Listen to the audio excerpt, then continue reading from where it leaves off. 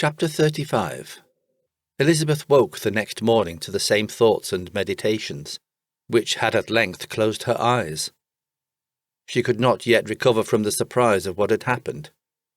It was impossible to think of anything else. And totally indisposed for employment, she resolved soon after breakfast to indulge herself in air and exercise. She was proceeding directly to her favourite walk, when the recollection of Mr Darcy's sometimes coming there stopped her, and instead of entering the park, she turned up the lane which led her farther from the turnpike road. The park paling was still the boundary on one side, and she soon passed one of the gates into the ground. After walking 2 or 3 times along that part of the lane, she was tempted by the pleasantness of the morning to stop at the gates and look into the park. The 5 weeks which she had now passed in Kent had made a great difference in the country, and every day was adding to the verdure of the early trees. She was on the point of continuing her walk, when she caught a glimpse of a gentleman within the sort of grove which edged the park. He was moving that way, and, fearful of its being Mr Darcy, she was directly retreating. But the person who advanced was now near enough to see her, and stepping forward with eagerness, pronounced her name. She had turned away, but on hearing herself called, though in a voice which proved it to be Mr Darcy, she moved again towards the gate. He had by that time reached it also, and, holding out a letter, which she instinctively took, said with a look of haughty composure, "I have been walking in the grove some time, in the hope of meeting you. Will you do me the honour of reading that letter?" And then with a slight bow, turned again into the plantation, and was soon out of sight. With no expectation of pleasure, but with the strongest curiosity, Elizabeth opened the letter, and to her still increasing wonder, perceived an envelope containing 2 sheets of letter paper, written quite through in a very close hand. The envelope itself was likewise full. Pursuing her way along the lane, she then began it. It was dated from Rosings, at 8 o'clock in the morning, and was as follows. "Be not alarmed, madam, on receiving this letter, by the apprehension of its containing any repetition of those sentiments, or renewal of those offers, which were last night so disgusting to you. I write without any intention of paining you, or humbling myself, by dwelling on wishes which, for happiness of both, cannot be too soon forgotten, and the effort which the formation of the perusal of this letter must occasion should have been spared, had not my character required it to be written and read. You must therefore pardon the freedom with which I demand your attention. Your feelings, I know, will bestow it unwillingly, but I demand it of your justice. 2 offences of a very different nature, and by no means of equal magnitude, you last night laid to my charge. The first mentioned was that, regardless of the sentiments of either, I had detached Mr Bingley from your sister, and the other, that I had, in defiance of various claims, in defiance of honour and humanity, ruined the immediate prosperity and blasted the prospects of Mr Wickham, wilfully and wantonly, to have thrown off the companion of my youth, the acknowledged favourite of my father, a young man who had scarcely any other dependence than on our patronage, and who had been brought up to expect its exertion, would be a depravity, to which the separation of 2 young persons whose affection could be the growth of only a few weeks, could bear no comparison. But from the severity of that blame, which was last night so liberally bestowed, respecting each circumstance, I shall hope to be in future secured, when the following account of my actions and their motives have been read. If in the explanation of them, which is due to myself, I am under the necessity of relating feelings which may be offensive to yours, I can only say that I am sorry. The necessity must be obeyed, and further apology would be absurd. I had not been long in Hertfordshire before I saw, in common with others, that Bingley preferred your elder sister to any other young woman in the country, but it was not till the evening of the dance at Netherfield that I had any apprehension of his feelings a serious attachment. I had often seen him in love before, At that ball, while I had the honour of dancing with you, I was first made acquainted by Sir William Lucas's accidental information that Bingley's attention to your sister had given rise to a general expectation of their marriage. He spoke of it as a certain event, of which the time alone could be undecided. From that moment I observed my friend's behaviour attentively, and I could then perceive that his partiality for Miss Bennet was beyond what I had ever witnessed in him. Your sister I also watched. Her look and manners were open, cheerful, and engaging as ever, but without any symptom of peculiar regard, and I remained convinced, from the evening's scrutiny, that though she received his attentions with pleasure, she did not invite them by any participation of sentiment. If you have not been mistaken here, I must have been in an error. Your superior knowledge of your sister must make the latter probable.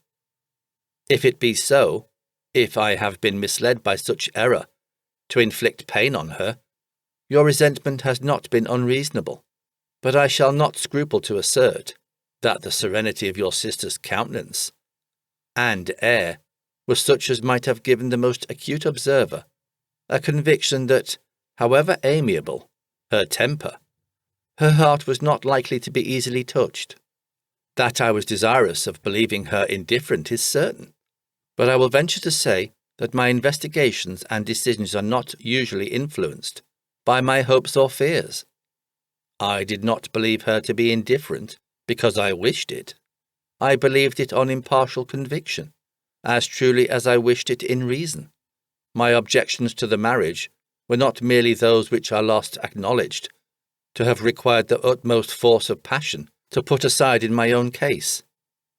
The want of connection could not be so great an evil to my friend as to me, but there were other causes of repugnance, causes which, though still existing, and existing to an equal degree in both instances, I had myself endeavoured to forget, because they were not immediately before me. These causes must be stated, though briefly.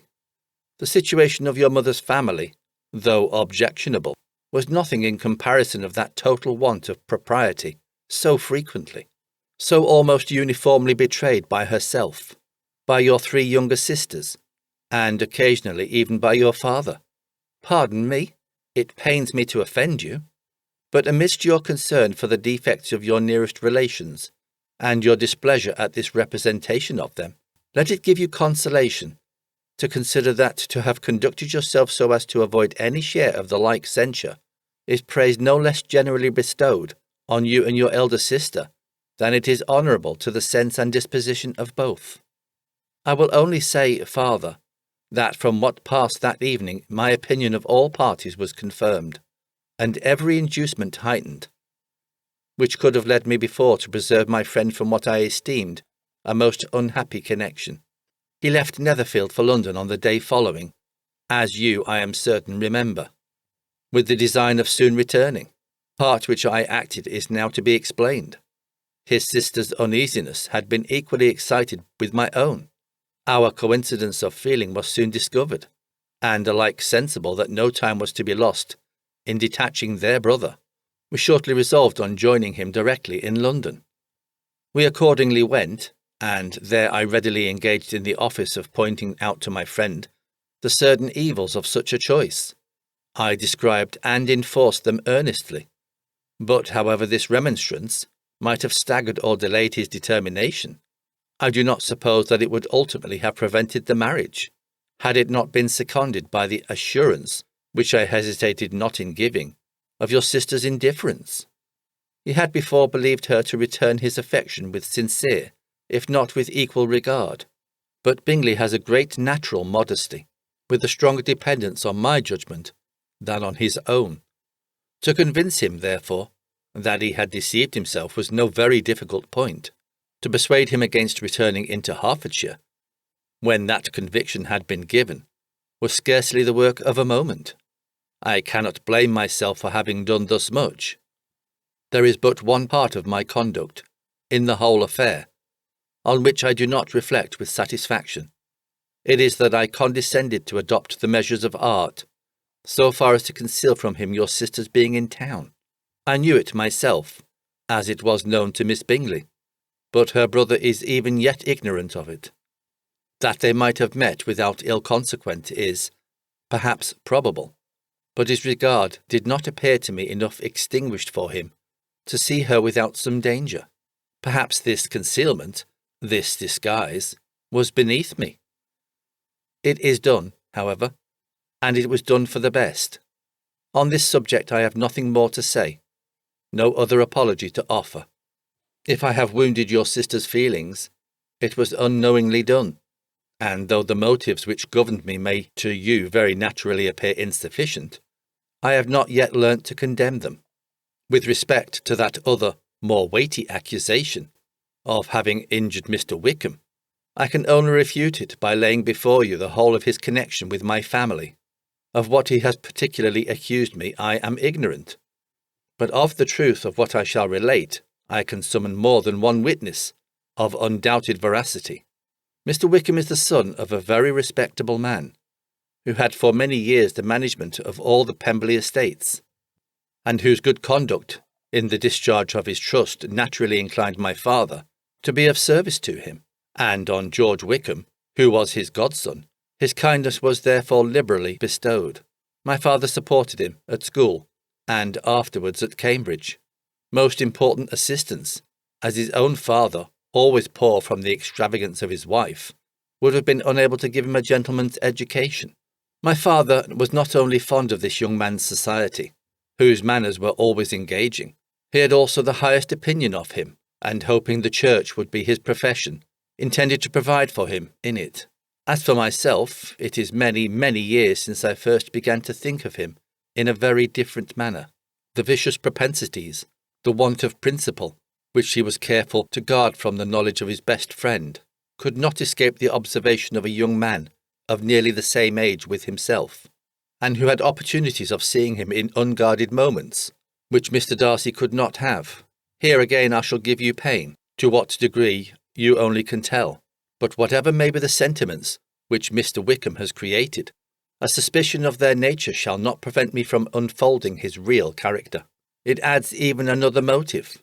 My excellent father died about 5 years ago, and his attachment to Mr. Wickham was to the last so steady that in his will he particularly recommended it to me, to promote his advancement in the best manner that his profession might allow, and if he took orders, desired that a valuable family living might be his as soon as it became vacant.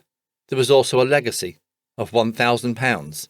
His own father did not long survive mine, and within half a year from these events, Mr. Wickham wrote to inform me that, having finally resolved against taking orders, he hoped I should not think it unreasonable for him to expect some more immediate pecuniary advantage, in lieu of the preferment, by which he could not be benefited. He had some intention, he added, of studying the law, and I must be aware that the interest of £1,000 would be a very insufficient support therein.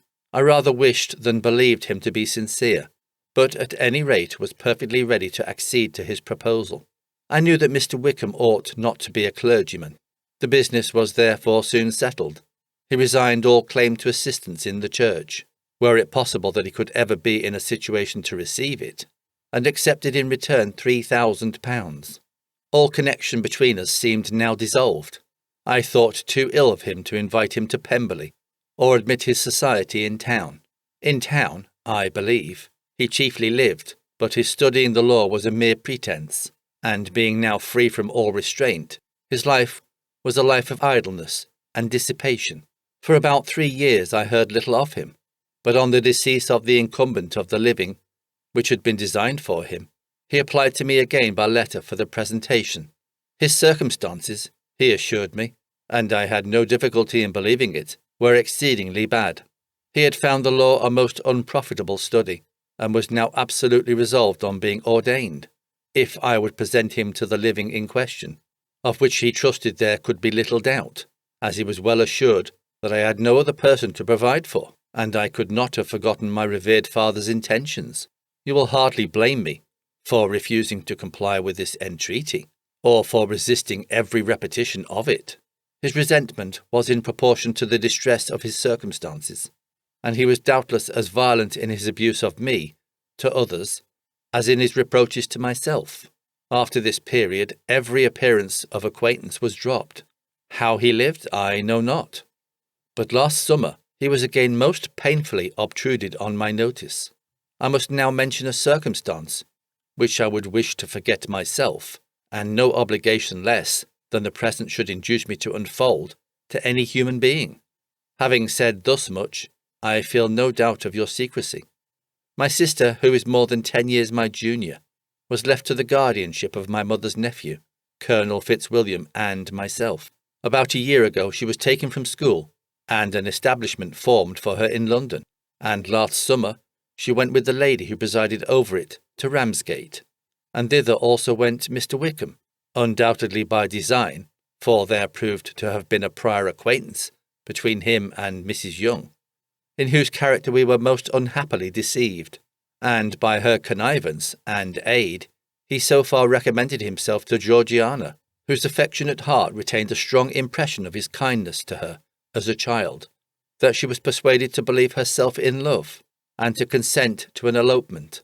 She was then but 15, which must be her excuse, and after stating her imprudence, I am happy to add that I owed the knowledge of it to herself. I joined them unexpectedly a day or two before the intended elopement, and then Georgiana, unable to support the idea of grieving and offending a brother whom she almost looked up to as a father, acknowledged the whole to me. You may imagine what I felt and how I acted. Regard for my sister's credit and feelings prevented any public exposure, but I wrote to Mr Wickham, who left the place immediately, and Mrs Young was of course removed from her charge. Mr Wickham's chief object was unquestionably my sister's fortune, which is £30,000, but I cannot help supposing that the hope of revenging himself on me was a strong inducement. His revenge would have been complete indeed. This, madam, is a faithful narrative of every event in which we have been concerned together, and if you do not absolutely reject it as false, you will, I hope, acquit me henceforth of cruelty towards Mr Wickham. I know not in what manner, under what form of falsehood, he has imposed on you, but his success is not perhaps to be wondered at, ignorant as you previously were of everything concerning either. Detection could not be in your power, and suspicion certainly not in your inclination. You may possibly wonder why all this was not told to you last night, but I was not then master enough of myself to know what could or ought to be revealed. For the truth of everything here related, I can appeal more particularly to the testimony of Colonel Fitzwilliam, who from our near relationship and constant intimacy, and still more as one of the executors of my father's will, has been unavoidably acquainted with every particular of these transactions. If your abhorrence of me should make my assertions valueless, you cannot be prevented by the same cause from confiding in my cousin, and that there may be the possibility of consulting him. I shall endeavour to find some opportunity of putting this letter in your hands in the course of the morning. I will only add, God bless you.